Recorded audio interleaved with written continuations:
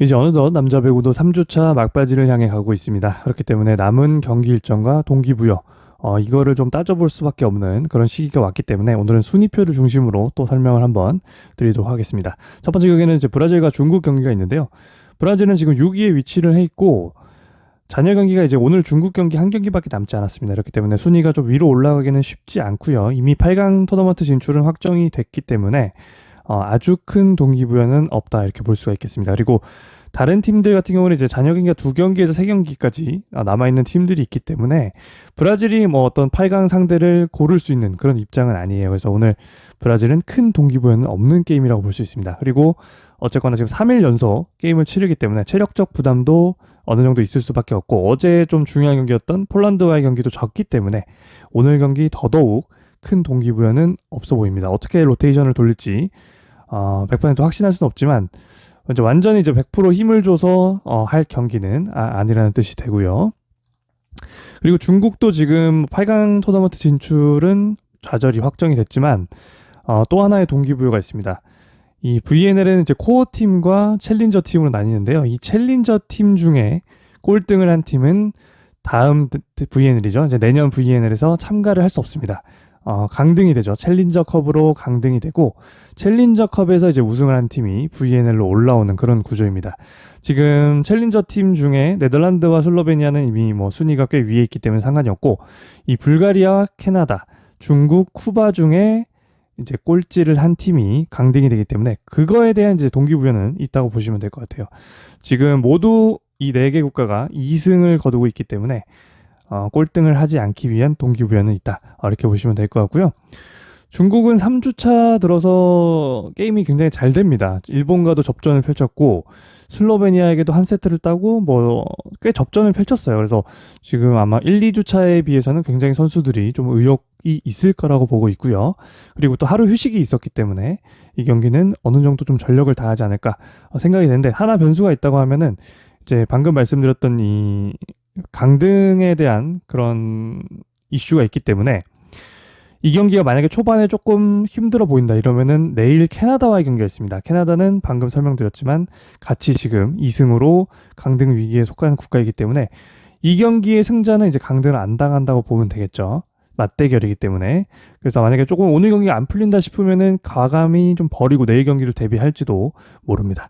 그래서 전체적으로 보면은 두 팀 다 뭐 아주 큰 동기부여는 없고요. 그래도 조금 더 동기부여가 있는 쪽은 중국이라고 보고 있습니다. 그래서 이 경기는 저는 패스를 하도록 할 텐데 그래도 뭐 배팅을 하시는 분들이 있다면 1% 정도라도 더 가능성 있는 쪽은 그래도 오바 쪽이라고 보고 있습니다. 방금 말씀드린 동기부여적인 측면에서 말씀을 드린 거고요. 두 팀 모두 사실 로테이션을 어떻게 가져갈지 예상하기가 굉장히 힘듭니다.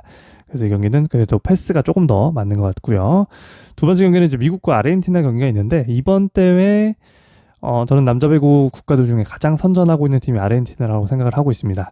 아르헨티나 같은 경우에는 이제 작년 이게 이제 2021년 VNL 기록인데 재작년 이때 9위를 아르헨티나가 기록을 했었고요. 그리고 작년 VNL 기록 보시면은 2022 VNL에서 9위 역시 똑같이 9위를 기록했습니다. 8강까지 토너먼트가 주어지는데 이거를 한 번도 올라가지 못했어요. 항상 8, 9위권에서 맴돌았던 팀인데 이번 대회 같은 경우는 벌써 5위에 위치를 하고 있고 그리고 남은 경기 일정도 이제 2경기가 있기 때문에 충분히 또 상위권도 한번 노려볼 수 있는 그 정도로 이번 대회 아르헨티나가 실력 대비해서 가장 좋은 좀 퍼포먼스를 보여주고 있는 팀이고요. 여자 배구로 치면 이제 독일 정도 될 것 같아요. 독일이나 폴란드.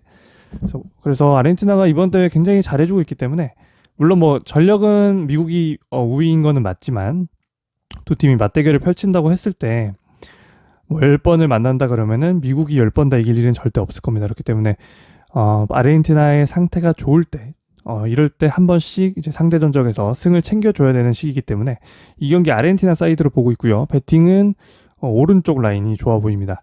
그래서 뭐 저는 일단 프렌을 가져갈 거고요.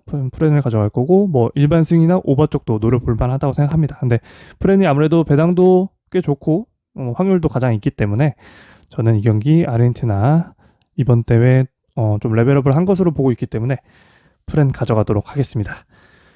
그리고 이제 경기를 또 보시면은 폴란드와 캐나다 경기가 있는데 이 경기는 브라질과 중국과 아주 유사한 경기라고 보시면 될 것 같아요. 폴란드도 지금 뭐 남은 경기 일정 보시면은 이제 2경기 남았고요. 뭐 어제 브라질을 또 잡아냈기 때문에 아주 큰 동기부여는 없는 경기고, 캐나다는 똑같습니다. 캐나다는 이제 남은 중국과의 경기가 조금 더 중요하기 때문에 중국과의 경기에 조금 더 포커스를 맞출 가능성이 있어 보이고요. 그렇기 때문에 이 경기는 뭐 브라질과 굉장히 유사합니다. 그래서 지금 상대 전적을 보면은 폴란드가 캐나다를 굉장히 좀 압도를 했고 3대 0으로 끝난 경기가 굉장히 많았어요. 그리고 폴란드는 충분히 로테이션을 돌려도 될 만큼의 선수풀이 굉장히 넓기 때문에 이 경기는 폴란드 3대 0 승이 그래도 가능성이 좀 더 높다고 생각을 하고요. 근데 워낙 배당이 좋지가 못해서 이 경기는 저는 패스를 하도록 하고, 만약에 가실 분들이 있다고 하면은 그래도 조금 더 가능성 있는 쪽은 마인 쪽이라고 봅니다. 근데 배당이 이게 사실 3대 0을 1.49로 가기에는 그렇게 솔직히 매력적인 배당은 아니라고 생각을 하고 있습니다. 그리고 마지막 저녁 경기, 이번 대회 뭐 최고의 빅매치라고 저는 꼽을 수가 있을 것 같은데, 전승을 달리고 있는 10전 전승을 달리고 있는 일본과 최고의 포스, 경기력을 보면 최고의 포스를 뽐내고 있는 이탈리아, 뭐 단연 우승 후보 1순위죠. 이탈리아가. 두 팀이 만나게 되는데 이 경기 굉장히 재밌을 것 같고요. 배당을 생각보다 이탈리아가 좀 높게 받았습니다. 그만큼 일본의 전력을 굉장히 좀 높게 평가를 하는 것 같고요. 어제 일본 같은 경우에 경기를 보니까 이제 니시다가 조금 덜 나오고 미야우라를 쓰는 모습을 많이 봤는데, 그만큼 이제 좀 컨디션을 좋은 선수를 쓰겠다 이런 뜻으로 해석이 되거든요. 그래서 오늘 경기도 아마 미야우라가 나올 것 같은데, 그렇게 되면은 지금 미야우라 컨디션이 굉장히 좋고 서브 에이스도 잘 나오고 있는 상황이기 때문에 이탈리아와 충분히 좀 대등한 경기를 할 수도 있지 않을까 이렇게 생각을 하고 있고요. 작년에 두 팀이 한번 만난 적이 있습니다. 만났는데 일본이 이겼어요. 3대2로. 그리고 이탈리아 멤버를 보시면 지금과 거의 유사합니다. 미켈로트 있고요. 지아넬리 나왔었고, 뭐 갈라시, 라비아, 로마노 다 나왔습니다. 근데도 불구하고 일본이 3대2로 이겼어요. 이 경기 정말 좀 재밌었던 게 일본이 무려 블락을 14개를 먹었습니다. 근데 서브 에이스를 14개를 기록하면서 경기를 뒤집었어요.